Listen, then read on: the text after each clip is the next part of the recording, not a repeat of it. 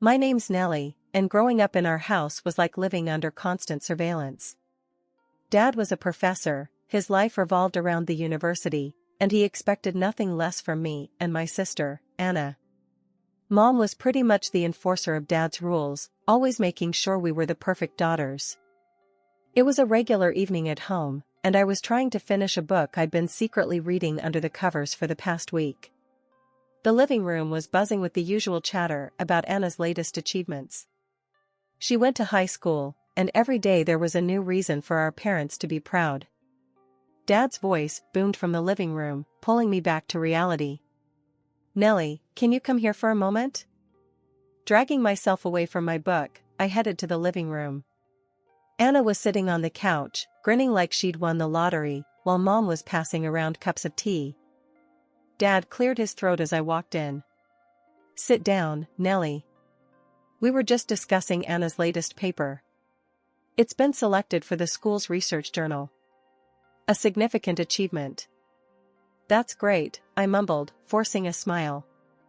Anna shot me a look, her eyes sparkling with that all-too-familiar mix of pity and superiority. Mom chimed in, her tone laced with that nagging edge I knew all too well. "Your sister works so hard. We're just hoping you'll start putting in some effort too, Nelly. We've yet to see you shine like your sister." I sank into an armchair, feeling the weight of their expectations crushing me. "I'm doing my best," I replied, my voice barely above a whisper. Dad's response was quick, his words sharp. "Your best? We expect excellence, Nelly. Not just best. You need to start thinking about your future, about making something of yourself." I wanted to scream, to tell them that I had my own dreams, that I hated biology and the sterile life they were pushing me into. But I knew better. Instead, I nodded, pretending to absorb their advice. "Why can't you be more like your sister?" Dad's question wasn't really a question, it was an accusation. Anna just sat there, sipping her tea, the golden child basking in her perfect little world. I stood up, feeling the need to escape before I said something I'd regret. "I have homework," I said, turning towards my room. "Remember, Nelly," Mom called after me, her voice stern. "We're only hard on you because we care. You'll thank us one day." In my room, I closed the door gently, leaned back against it, and let out a breath I didn't realize I'd been holding. The walls of my room felt like the only place where I could be myself, away from their constant comparisons and impossible standards. High school felt like a minefield. Each step had to be calculated, or else it would set off an explosion at home. Anna was already in college, the pride of the family, leaving me to navigate the turbulent waters of my teenage years under the ever-watchful eyes of Mom and Dad. One particularly drab Tuesday, I decided enough was enough. If I had to play the part of the obedient daughter, I was at least going to find small ways to make it bearable. That morning, before school, I slipped on a bright red band under my dull gray sweater, a small act of defiance, but it felt like claiming a piece of my identity.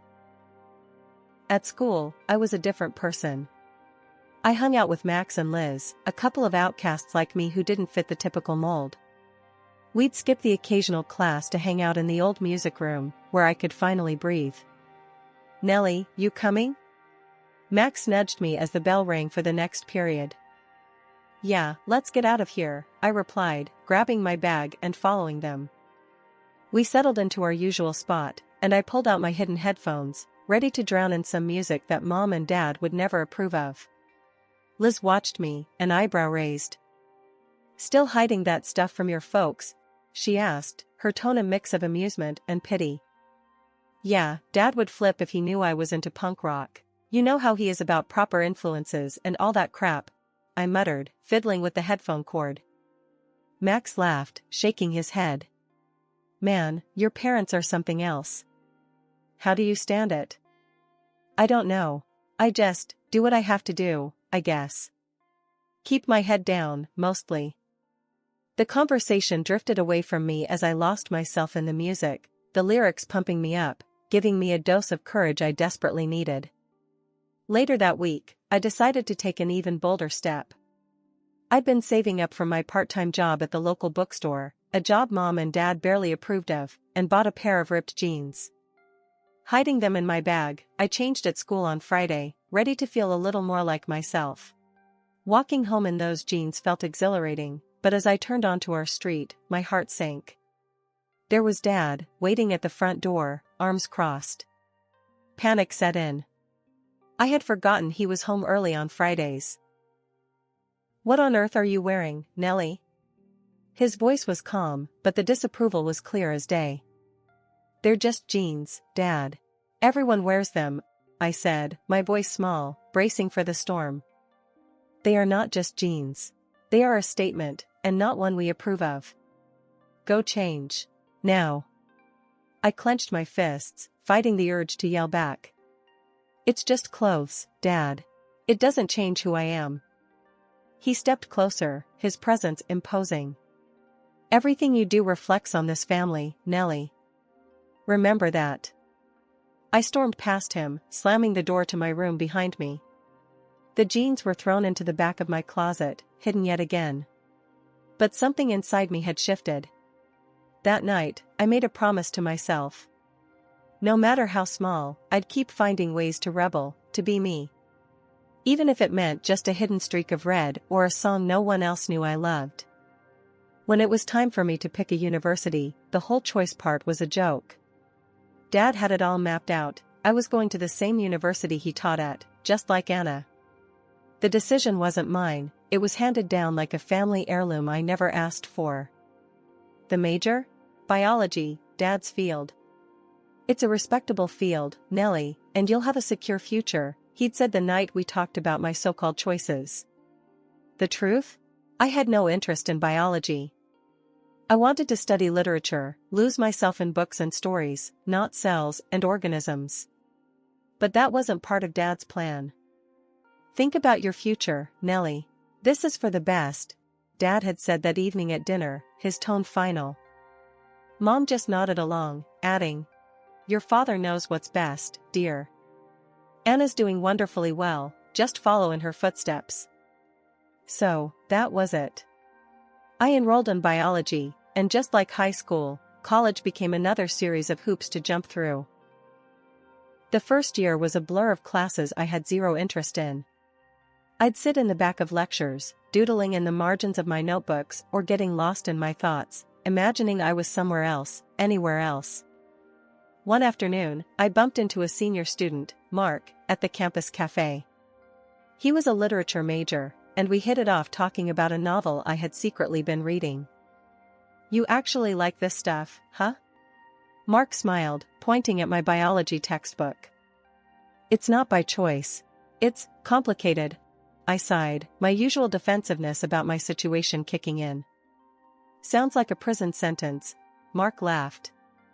"You should have gone for something you love. Why stick with something that makes you miserable?" His words hit too close to home. "It's not that simple.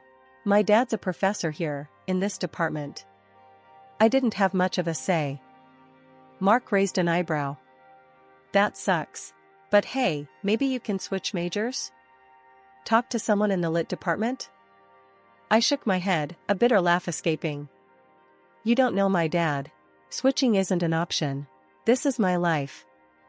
As the year dragged on, I met with Mark a few more times. He became my window to the world I wanted to be part of. Through him, I got glimpses of literature classes, poetry readings, discussions that sparked a fire in me.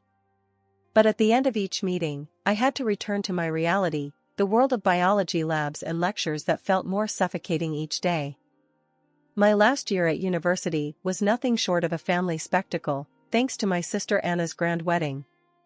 She had recently introduced her fiancé to us, Michael, a lawyer 10 years her senior, working for a large corporate firm. My parents couldn't have been happier with her choice. He was exactly what they envisioned for both their daughters, successful, respectable, and financially secure. At their engagement party, the joy on my parents' faces was unmistakable. They had the perfect son-in-law. The wedding preparations were a flurry of activities where every detail, from the bridesmaids' dresses to the flower arrangements on the guest tables, was meticulously chosen by Mom. She relished her role, guiding Anna through every step, ensuring the day would be nothing short of perfect according to their standards. After the wedding, which went exactly as my parents had planned, Mom's visits to Anna became more frequent. She would often tell her how to manage her new home, advising her on everything from hosting dinner parties to managing finances, all the while hinting that I should start looking for a husband of similar caliber. "I hope you're paying attention, Nelly," Mom would say on her return from these visits. "You'll need to know all this when you find the right man. It's time you thought about settling down too." One chilly November afternoon, after another lecture I barely listened to, I decided to take a different route home through the old part of town. That's when I saw him, Jake, leaning casually against a vintage race car, a stark contrast to the world I was entangled in. "Nice car," I said, drawn to the bright red paint and the powerful engine sound. Jake looked up, a wide grin spreading across his face. "Thanks. She's a beauty, isn't she? Took me ages to get her running this smooth. Wanna take a ride?" I was just about to test her on the open road. I hesitated, glancing back the way I came. It would be so easy to just walk away, to return to the path laid out for me. But something in me rebelled at the thought. "Sure, why not?" I replied, surprising myself. It felt reckless, but exhilarating. The ride was liberating. The speed, the wind, the sheer freedom, it was intoxicating. For those moments, I wasn't Nelly, the biology student who was suffocating under her parents' expectations. I was just Nelly, the girl who could go anywhere and be anything. When we finally slowed down, Jake looked at me, his eyes curious. "You seem like you really needed that escape. What's your story?" I sighed, the weight of my world settling back on my shoulders. "It's a long one. Let's just say I'm stuck in a life I never chose." He nodded, understanding more than I expected. "I get it. I was there once, stuck, I mean. Until I decided to do something about it. Life's too short to live someone else's dream, you know?" Over the next few months, Jake became my escape, my slice of freedom. We met often, driving for hours, talking about everything and nothing. He showed me that another life was possible, one where I could make my own choices. One evening, as the city lights twinkled below us, he turned to me, serious. "Nelly, I don't want to be just an escape for you. I want this to be real, for us to take on the world together. What do you say?" Looking into his eyes, I realized this was it. My chance to choose my own path. "Yes," I said, my voice steady. "Let's do it. Let's be real together." The day I decided to introduce Jake to my parents, my stomach was a tight knot of nerves. I knew this wasn't going to be easy. Jake, with his leather vest, black t-shirt, ripped jeans, and hair tied back with a simple string, wasn't what my parents envisioned for me. He was the antithesis of the clean-cut, suit-and-tie professional like my sister's husband, Michael. We walked up the driveway, and I could already feel the judgmental gaze that would come through the curtains. I took a deep breath and rang the bell. My heart pounded as the door swung open, revealing my mom, her expression transforming from surprise to shock in an instant. "Mom, Dad, this is Jake," I said, trying to keep my voice steady. Jake stepped forward, offering a friendly smile. "Nice to meet you," he said, extending his hand. My dad looked him up and down, ignoring the offered hand. "What did you say you do for a living?" he asked, his tone harsh. "I'm a mechanic," Jake replied, undeterred by the cold reception. "I also race cars." Mom gasped softly, clutching her chest as if the words were physical blows. Dad's brow furrowed deeply. "A mechanic? And that's supposed to support my daughter?" I jumped in, feeling the need to defend him. Jake is amazing at what he does. He's passionate and incredibly skilled. Dad snorted, shaking his head. "Skills in racing cars? That's a hobby, not a career. What about your education?" Jake was calm, though I could tell he was starting to get annoyed. "I've completed specialized courses for my trade. I didn't go to university, if that's what you mean." The room went cold. Mom looked like she might faint. You expect to marry my daughter with no proper education?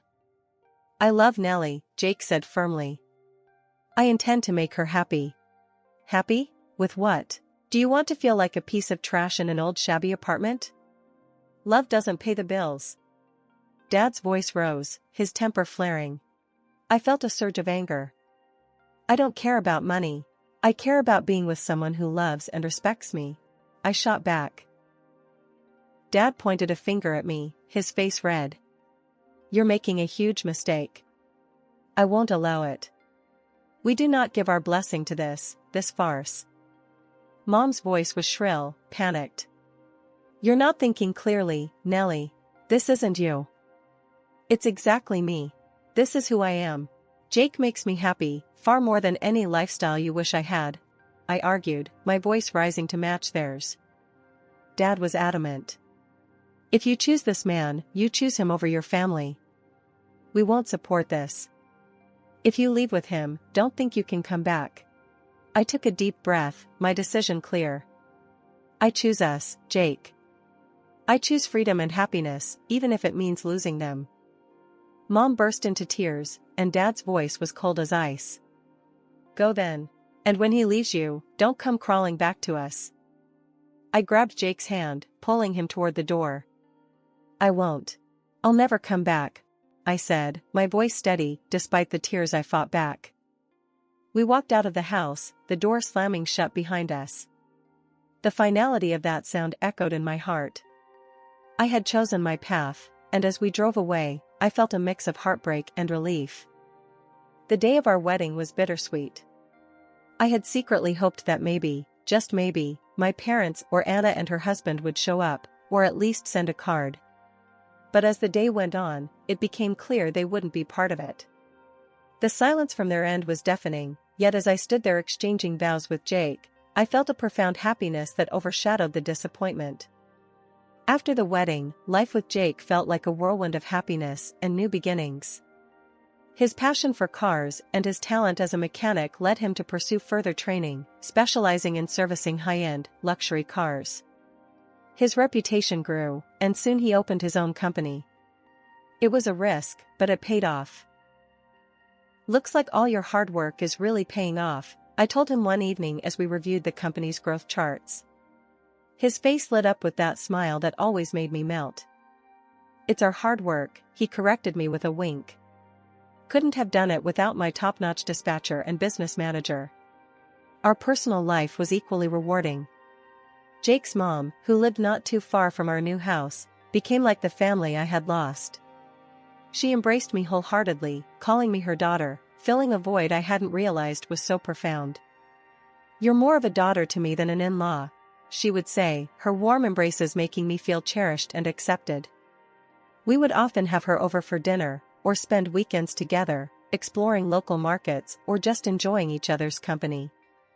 On weekends, Jake and I indulged in our shared passion for nature. We'd drive out in one of the sleek cars from his shop, always returning it spotless, of course, and find new trails to explore or quiet lakes to picnic by. These moments, away from the buzz of daily life, were our little slices of paradise. As our first anniversary approached, we decided to host a small celebration at our home. I handled the invitations, a pang of sadness hitting me as I realized I wouldn't be sending any to my family. Instead, I focused on the friends and the new family we had formed, those who had supported us and cheered us on every step of the way. Life had settled into a comfortable rhythm.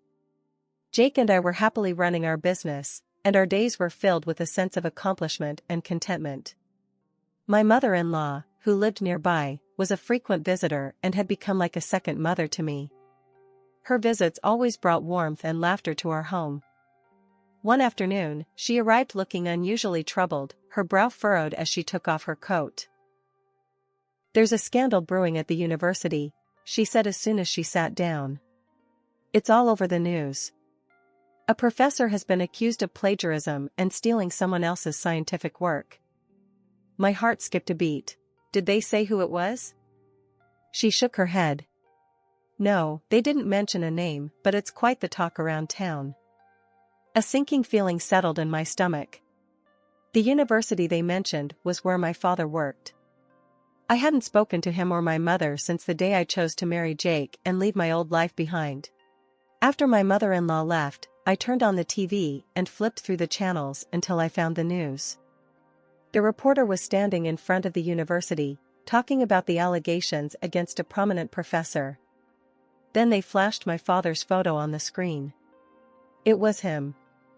My hands trembled as I absorbed the news. His career, his reputation, everything was at risk. 2 weeks later, the issue was still a hot topic on the news when the unexpected happened. Jake and I were at our shop when I noticed a familiar car pulling into the parking lot. My breath caught in my throat as my parents stepped out. It had been years since I last saw them. The staff pointed them in my direction, and as they walked toward us, I could hardly recognize them.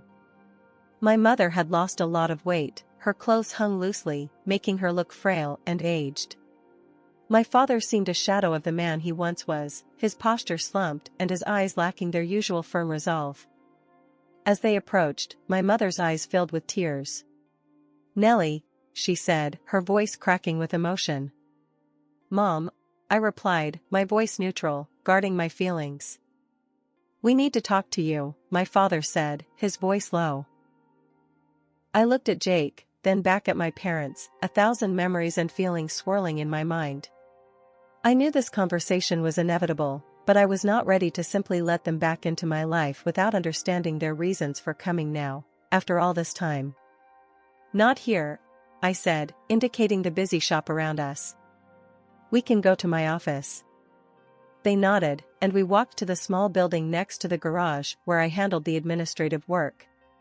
Inside, I offered them seats, but the air between us was thick with unsaid words and years of separation. Sitting across from my parents in the cramped confines of my office, the air felt thick with unsaid things and old grievances. My father's face was stern, etched with lines of stress and anger, while my mother appeared worn and anxious. "It was hard finding you, Nelly," my mother started, her voice quivering slightly. We've been through so much." My father's voice was gruff, his usual warmth missing. "I've been accused of plagiarism and theft of scientific work unfairly. I reached out to your sister's husband for help, thinking family would provide support without trying to make a profit from our misfortune." I raised my eyebrows, waiting for him to continue. "He wanted to charge an exorbitant fee," Dad continued, his tone sour. "Your sister sided with him, choosing her husband over her own family. So, we had no choice but to disown her." There was a cold irony in his words, a mirror to the past when they had turned me away for choosing Jake. "And now you come to me?" I asked, unable to keep the bitterness from my voice. "Yes," he said bluntly. "We need a place to stay. We've had to sell the house to cover legal fees. We have nowhere else to go." I couldn't help but laugh, a short, harsh sound that filled the small office. "You disowned me, remember? You literally cursed me, wishing I'd fail and come crawling back." The pain of that day, still vivid in my memory, surged forward. "And now you expect what? That I'd welcome you with open arms?" My mother's face crumpled. "We're still your parents, Nelly. How can you turn us away?" "Because you taught me how," I replied sharply. "When you chose your pride over your daughter, you showed me that blood isn't thicker than water, not always." Dad's eyes narrowed. "We are your family. You owe us." "I owe you nothing," I shot back. For once, Anna made the right decision, and I'm proud of her for standing by her husband. It's more than what was ever afforded to me. The room grew colder, the tension palpable. My mother began to shout, calling me ungrateful and heartless. Jake, who had been silent beside me, stood up, his presence commanding. "I think it's time for you to leave," he said calmly but firmly. He turned to one of our workers visible through the office window. "Make sure they don't come back here," he instructed quietly. My parents were left standing in the middle of the room, a final look of shocked defeat on their faces as we walked away. That was the last time I saw them. In the months that followed, Jake and I grew even closer, united against the turmoil that had tried to tear us apart. We welcomed a daughter into our family, a new beginning in the truest sense. My mother-in-law, ever supportive, was a constant help, showering her new granddaughter with love and affection. Life moved on, and the pain of the past began to fade, overshadowed by the joy of the present and the promise of the future. I had learned that family isn't always defined by blood but by the bonds you choose to nurture and protect.